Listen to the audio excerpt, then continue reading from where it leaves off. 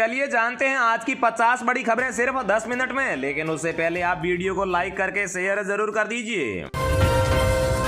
भारत ने अंतरिक्ष में रचा इतिहास, चांद के साउथ पोल पर उतरा विक्रम लैंडर। जी हां दोस्तों, चंद्रयान 3 मिशन के जरिए भारत ने इतिहास रच दिया है।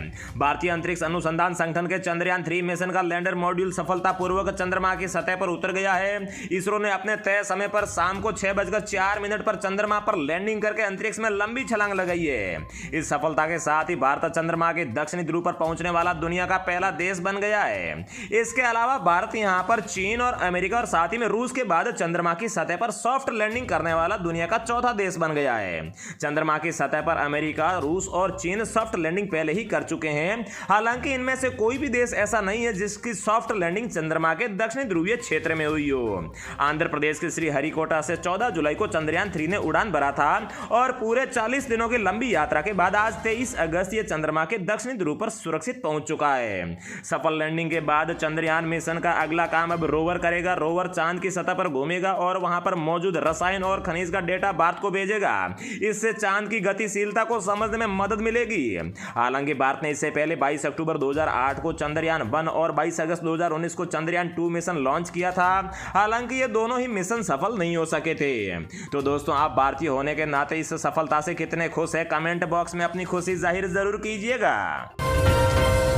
चंद्रयान 3 की सफल लैंडिंग होने के बाद भारत के सभी उपग्रह के डिजाइन और निर्माण करने वाली टीम का नेतृत्व करने वाले एम शंकरन ने कहा, मुझे इसरो का हिस्सा होने पर है गर्व। साथ ही में भविष्य में हम वीनस, मार्स पर भी जाने का करेंगे प्रयास।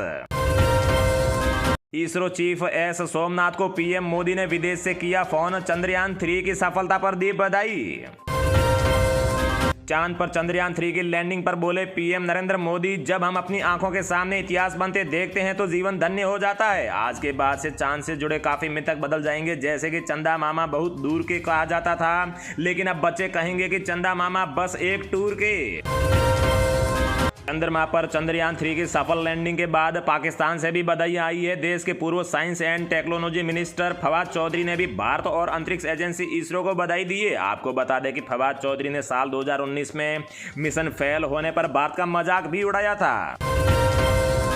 चंद्रयान 3 की लैंडिंग के सवाल पर बिहार के मुख्यमंत्री नीतीश कुमार हुए भोचक, पास खड़े मंत्री से पूछा और कहा, अच्छी बात है ना, लैंडिंग होने दीजिए। प्रधानमंत्री नरेंद्र मोदी ने दक्षिण अफ्रीका में ब्रिक्स बिजनेस फोरम को संबोधित किया। इस दौरान पीएम मोदी ने कहा है कि भारत वर्तमान में दुनिया में सबसे तेजी से बढ़ती हुई प्रमुख अर्थव्यवस्था है। जल्दी ही भारत $5 ट्रिलियन की अर्थव्यवस्था वाला देश बनेगा। मोदी सरकार के एक फैसले ने उड़ाई है अरब दुनिया की मुश्किलें। जी हां, आगामी त्योहारी सीजन के दौरान देश में प्याज की कीमतें बढ़ने की संभावना है। इसे देखते हुए भारत सरकार ने प्याज के निर्यात पर 40% शुल्क लगा दिया था। भारत के इस कदम से अरब दुनिया के वह देश जो मुख्यतः आयात पर निर्भर है, उनके लिए काफी मुश्किलें पैदा हो गई है। ब्रिक्स सम्मेलन में पुतिन ने किया बड़ा ऐलान, पश्चिमी देशों पर लगाया बड़ा आरोप। पुतिन का संदेश साफ है कि वह युद्ध को खत्म करना चाहते हैं, मगर इसे आग पश्चिमी देश जैसे कि अमेरिका और यूरोप दे रहे हैं। गो कसी के खिलाफ मुस्लिम समुदाय का बड़ा ऐलान, गाय के हत्यारों का हुक्का पानी होगा बंद। मुस्लिम समुदाय के सम्मानित लोगों द्वारा महत्वपूर्ण बैठक में गो कसी की घटना को लेकर कड़े शब्दों में निंदा की गई। मिजोरम में अंडर कंस्ट्रक्शन रेलवे पुल गिरा, 17 मजदूरों की हुई मौत। पीएम मोदी ने जताया दुख, मुआवजे का भी किया ऐलान। नूह से बंगाल लौटे मुस्लिमों पर ममता बनर्जी हुई मेहरबान, हर एक को 5 लाख रुपए का लोन देने का ऐलान। इसके बाद भाजपा और माकपा ने इसे अल्पसंख्यक मतदाताओं को रिझाने के लिए सस्ता चुनावी हथकंडा करार दिया है। अंबाला में किसानों की महापंचायत में फैसला, बाढ़ से नुकसान के मुआवजे की मांग को लेकर चंडीगढ़ कूच करने पर अड़े किसान। अंबाला सिटी में अनाज मंडी पर धरना देंगे। हालांकि इससे पहले किसानों ने अंबाला हिसार हाईवे पर गांव बलाना में सर्विस लाइन पर भी धरना देने का ऐलान किया था। ब्रिक्स के विस्तार पर सहमत हुआ भारत, पीएम मोदी ने किया ऐलान। 40 और नए देशों को मिल सकती है ब्रिक्स में जगह, जिसमें ईरान, सऊदी अरब और यूएई भी शामिल है। 5 सितंबर तक भाजपा और कांग्रेस हारी हुई सीटों पर कर सकती है उम्मीदवारों के नाम का ऐलान। भाजपा का 100 तो वहीं कांग्रेस का 60 सीटों का है टारगेट।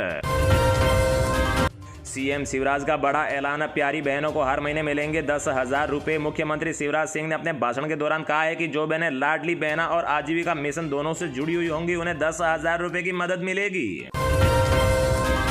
पुष्पा 2 में खलनायक जॉली रेड्डी का देखेगा दम। मेकर्स ने धनंजय के बर्थडे पर किया बड़ा ऐलान। मेकर्स ने कहा है कि बेहद प्रतिभाशाली धनंजय को जन्मदिन की ढेर सारी शुभकामनाएं। साथ ही में जॉली रेड्डी इस बार हिसाब चुकता करने के लिए पुष्पा 2 में वापस आएंगे।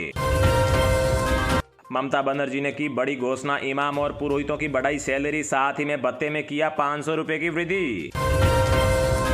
सीएम शिवराज की बड़ी घोषणा, ग्लोबल स्किल पार्क में युवाओं को ट्रेनिंग देगी सरकार, मिलेगा प्रमाण पत्र। पंजाब सरकार ने लिया बड़ा फैसला, 26 अगस्त तक बंद रहेंगे स्कूल। यह फैसला इसीलिए लिया गया है क्योंकि हिमाचल प्रदेश और पंजाब में भारी बारिश के बाद में कई इलाकों में बाढ़ जैसी स्थितियां पैदा हो गई है। 10 साल पुराने मामले में आया फैसला, नकली नोट के साथ पकड़े गए 3 लोगों को 4-4 साल का दिया है कारावास। पीएम मोदी के मन की बात के 100 कार्यक्रम पूरे होने पर भोपाल में 100 घंटे की नॉन स्टॉप कार्यशाला पर काम हो चुका है शुरू। केंद्र पर 18 राज्यों और केंद्र शासित प्रदेशों का मनरेगा मजदूरी का करोड़ों रुपए है बकाया, कांग्रेस ने किया बड़ा दावा। 2024 लोकसभा चुनाव में भाजपा खेल सकती है बड़ा दाव, 3 कानूनों पर होगी बात, आतंकवाद के खिलाफ करेगी भाजपा प्रचार।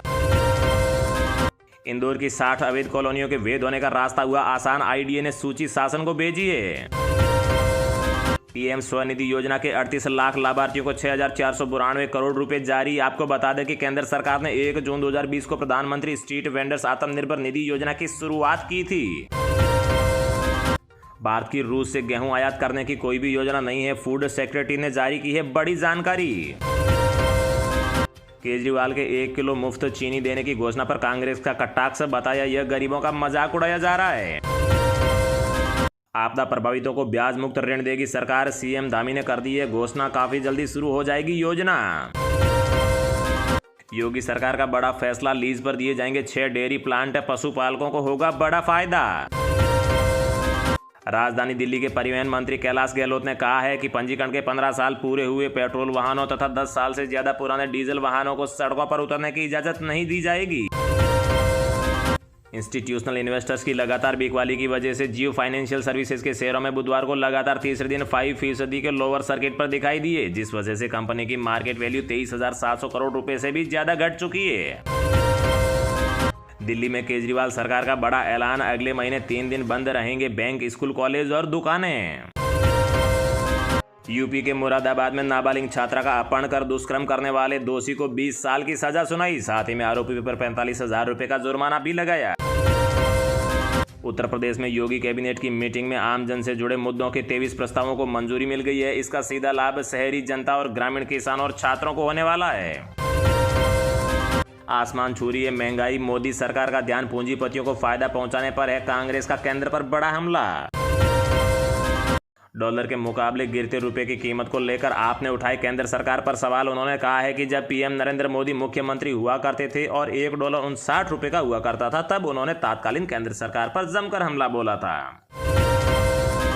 तो दोस्तों चलिए अब जानते हैं जो आम आदमी के काम की और फायदे की खबरें हैं उन्हें विस्तार से। मोदी सरकार ने बदल दिए नियम, पासपोर्ट बनवाने के लिए अब करना होगा सिर्फ ये काम। जी हाँ दोस्तों, विदेश जाने के लिए लोगों को पासपोर्ट की जरूरत पड़ती है। अगर आपको विदेश जाना है और पासपोर्ट नहीं है तो इसके लिए आवेदन करना होगा। हालांकि अब अगर आप नए पासपोर्ट के लिए आवेदन करना चाहते हैं तो सरकार की ओर से इस प्रक्रिया में अहम बदलाव किया गया है और पासपोर्ट बनाना अब पहले से कहीं ज्यादा आसान हो गया है। नए पासपोर्ट के लिए आवेदन करने के लिए आवेदक डिजिलॉकर का उपयोग करके आवश्यक दस्तावेज अपलोड कर सकते हैं। आवेदन प्रक्रिया के दौरान किसी भी दस्तावेज की हार्ड कॉपी ले जाने की आवश्यकता नहीं होगी। इससे पूरी प्रक्रिया के समय को कम करने में मदद मिलेगी, जिससे कि पासपोर्ट आवेदन प्रक्रिया की गुणवत्ता में इजाफा होने की उम्मीद है।